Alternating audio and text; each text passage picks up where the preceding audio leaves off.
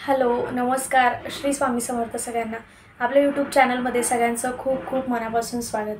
तर आजच्या व्हिडिओमध्ये आपण रथसप्तमीची जी पूजा विधी आहे ती कशी करायची, दिवसभर रथसप्तमी कशी साजरी करायची ते आपण बघणार आहोत. मागच्या व्हिडिओमध्ये आपण रथसप्तमीचा मुहूर्त जाणून घेतला, त्याचबरोबर रथसप्तमीची कथा जाणून घेतली. तर आजच्या व्हिडिओमध्ये आपण रथसप्तमी कशी साजरी करायची ते आपण बघणार आहोत. तर सगळ्यात महत्त्वाचं म्हणजे सकाळी उठल्यानंतर सकाळी 16 तारखेला तुम्ही हे करा, कारण मी मागच्या व्हिडिओमध्ये सांगितलं होतं की 15ला रथसप्तमी सुरू होत आहे, पण त्याची जी उदय तिथी आहे ती 16 तारखेला आहे. म्हणजे 15 तारखेला सकाळी 10:12 रथसप्तमीला सुरुवात होणार आहे. त्याचबरोबर 16 फेब्रुवारीला रथसप्तमी सकाळी 8:54 आहे. त्याच्यामुळे सूर्याची जी उदय तिथी आहे, सूर्याची जी किरणे आहेत ती 16 फेब्रुवारीला आपल्यावरती पडतील. तर त्याच्यामुळे रथसप्तमीची जी पूजा आहे ती तुम्ही 16 फेब्रुवारीला करा. तर सगळ्यात महत्त्वाचं काय करायचं, सकाळी शुचिर्भूत होऊन सगळ्यात पहिल्यांदा आपल्याला सूर्यदेवतांना अर्घ्य द्यायचा आहे. ग्रहांचे जे देवता आहेत त्याच्यातले सूर्यदेव यांची पूजा या दिवशी आवर्जून केली जाते. याच गोष्टीला महत्त्व आहे, म्हणूनच आपण रथसप्तमी ही साजरी करत असतो. तर माघ महिन्याच्या शुक्ल पक्ष तिथीला म्हणजे येणाऱ्या सप्तमी तिथीला आपण रथसप्तमी साजरी करत असतो, म्हणून त्याला रथसप्तमी असं म्हणतात. तर या दिवशी सूर्यदेवाची पूजा करणं आवर्जून खूप महत्त्वाचं आहे. वर्षभर जरी आपण सूर्यदेवतांना अर्घ्य देत नसलो, म्हणजे काही कारणास्तव आपलं जमत नाही, प्रत्येकाचं डेली रुटीन ठरलेलं असतं, तर आपण दैनंदिन जीवनात जे लोक देतात ते अतिउत्तम, पण जे नाही देत त्यांनी किमान वर्षातनं एकदा तरी रथसप्तमीच्या दिवशी सूर्यदेवांना अर्घ्य देणं खूप महत्त्वाचं आहे. आपली जी ग्रहदिशा जी आहे, बाकीच्या ज्या गोष्टी असतात त्या आपले शांत राहतात. त्याचबरोबर आपल्या घरात ज्या कटकटी होणार असतात, आपल्या आयुष्यातली जी नकारात्मकता असते ते सगळं काही निघून जातं. आणि सूर्यदेवांची जी छानशी किरणे आहेत अर्घ्य देताना ती आपल्यावरती पडतात आणि आपल्या याच्यात एक सकारात्मकता निर्माण होते. आपल्या शरीरात, आपल्या मनात एक पॉझिटिव्हिटी निर्माण होते. नवीन ऊर्जांचा संचार आपल्या शरीरात होत असतो, म्हणून आपण सूर्यदेवांना अर्घ्य देत असतो. तर सकाळी शुचिर्भूत झाल्यानंतर सगळ्यात पहिलं काम आपल्याला रथसप्तमीला एक करायचं आहे, ते म्हणजे सूर्यदेवांना अर्घ्य द्यायचं आहे. सूर्यदेवांना अर्घ्य दिल्यानंतर आपण दिवसाला सुरुवात करणार आहोत. तर रोजची जी आपली नियमित देवपूजा आहे ती आटोपून घेतल्यानंतर आपल्याला रथसप्तमीच्या मुख्य पूजेला सुरुवात करायची आहे. तर रोजची जी नित्यसेवा आहे ती तुम्ही करून घ्या. त्याच्यानंतर सगळ्यात दुसरं महत्त्वाचं काम, सूर्यदेवतांना अर्घ्य दिल्यानंतर दुसरं महत्त्वाचं काम, तुळशीजवळ आपल्याला दिवा प्रज्वलित करून, मी सकाळच्या सेवेबद्दल सांगत आहे आता, तर तुळशीजवळ दिवा प्रज्वलित करून तुम्हाला रांगोळी काढायची आहे. रथसप्तमीची रांगोळी असते, जमलं तर मी इथे देण्याचा प्रयत्न करते. तर तशा प्रकारे तुम्हाला रांगोळी काढायची आहे. तुळशीची पूजा झाल्यानंतर आपल्याला मुख्य रथसप्तमीच्या पूजेला सुरुवात करायची आहे. तर सगळ्यात महत्त्वाचं म्हणजे पूजेची मांडणी करताना ओम सूर्यदेवताय नमः, ओम सूर्यदेवताय नमः या मंत्राचा जाप करायचा आहे. किंवा तुम्ही यूट्यूबद्वारे सूर्याष्टक सुरू करून घ्या. सूर्याष्टकाचं श्रवण करता करता तुम्ही पूजेच्या मांडणीला सुरुवात करायचं.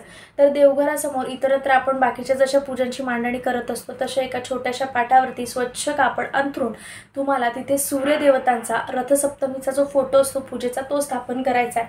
तर तो जो फोटो असतो त्यात काय असतं, 7 घोडे असतात पांढऱ्या रंगाचे आणि त्याच्यावरती सूर्यदेवता विराजमान झालेले असतात. असा तो रथसप्तमीचा रथदेवतांचा फोटो असतो. तर त्याची आपल्याला मुख्यत्वाने या दिवशी पूजा करायची असते. तर पाटावरती तो फोटो आपल्याला मांडायचा आहे. जर तुम्हाला फोटो नाही मिळाला पूजेच्या दुकानात तर तुम्ही इंटरनेटवरून मोबाईलमध्ये फोटो डाउनलोड करून त्याची प्रिंट करून आणली तरीही चालेल, कारण तो जो फोटो आहे तो सहजासहजी तुम्हाला मार्केटमध्ये अवेलेबल होणार नाही. तर रथसप्तमीचा जो पूजेचा फोटो आहे तो तुम्हाला आता इथे दिसत असेल. तर त्या फोटोची आपल्याला पाटावरती मांडणी करायची आहे. रथसप्तमीच्या फोटोची मांडणी झाल्यानंतर आपल्याला गणपती बाप्पांची पाटावरती मांडणी करायची आहे. गणपती बाप्पांना आव्हान करायचं आणि त्याच्यानंतर मग बाकीच्या पूजांना सुरुवात करायची. त्याच्यानंतर रथदेवता जे आहेत, तो जो आपला फोटो आहे जो आपण पाटावरती आता मांडलेला आहे, त्या फोटोची आपल्याला पंचोपचार पूजा करायची आहे. आणि त्याच्यानंतर प्रामुख्याने या दिवशी आपल्याला एका गोष्टीचा नैवेद्य दाखवायचा आहे, तो म्हणजे गूळ खोबरं आणि गूळ तीळ. ह्याच्या 2 गोष्टी असतील. प्रामुख्याने गूळ खोबऱ्या अखंड जी वाटी असते तुमची ती वाटी आणि त्याच्यात थोडासा गूळ हा नैवेद्य तुम्हाला त्या दिवशी सूर्यदेवतांना त्या पूजेत अर्पण करायचा आहे.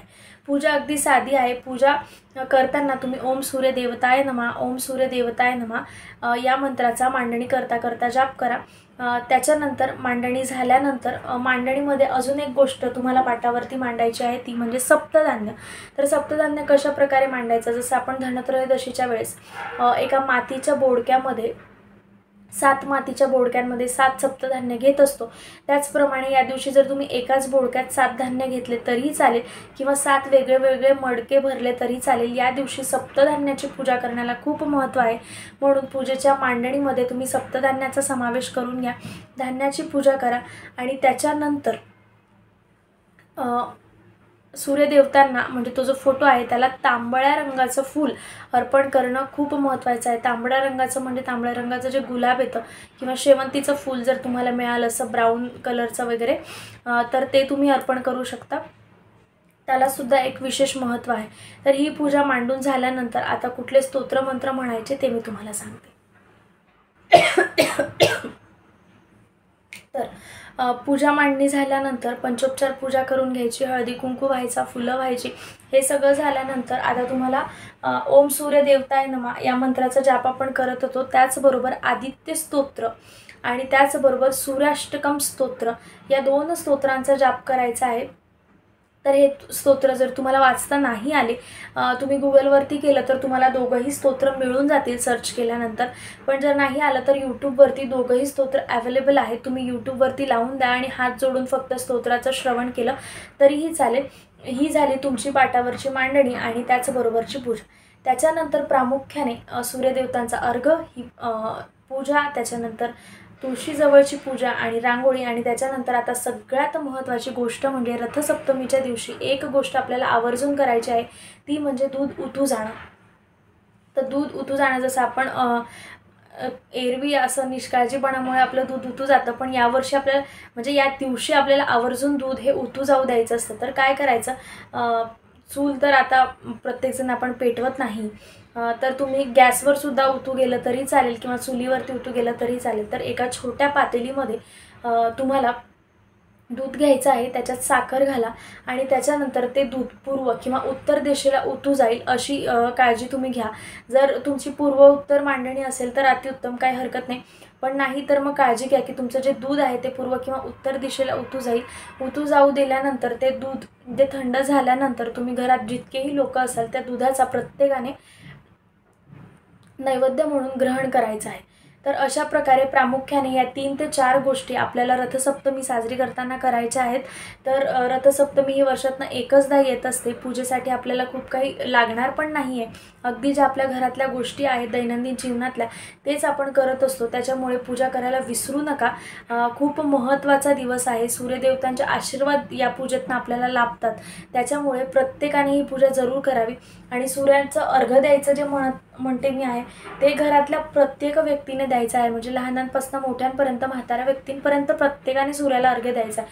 असं नाही की जो एक जण घरातली रोजची देवपूजा करतं तर त्यानेच द्यायचं का, तर बाकीची जी पूजा आहे ती एका घरातल्या कुलस्त्रीने केली किंवा कुठल्या पुरुष मंडळीने केली तर चालेल, पण सूर्याला अर्घ्य देणं ही जी गोष्ट आहे ती प्रत्येकाने द्या. अगदी लहान मुलं जे असतील त्यांनासुद्धा तुम्ही सूचना द्या आणि त्यांच्याकडून सुद्धा सूर्यदेवतांना अर्घ्य जे आहे ते अर्पण करा.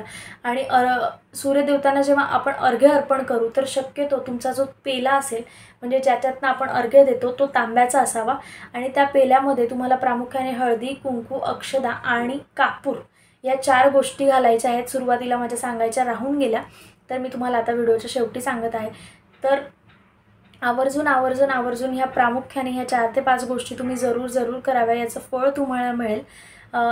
त्याचबरोबर व्हिडिओ मी आता इथेच थांबवते आणि जी कथा वगैरे होती ती मागच्या व्हिडिओमध्ये होती, त्याची जी लिंक आहे ती मी या व्हिडिओच्या डिस्क्रिप्शन बॉक्समध्ये देईन, तर तो व्हिडिओसुद्धा तुम्ही जरूर बघा जर आतापर्यंत पाहिलेला नसेल. आपल्या चॅनलला लाईक, शेअर आणि सबस्क्राईब करायला विसरू नका. पुन्हा आपण भेटूया अशाच एका नवीन व्हिडिओसोबत. तोपर्यंत सगळ्यांना श्री स्वामी समर्थ.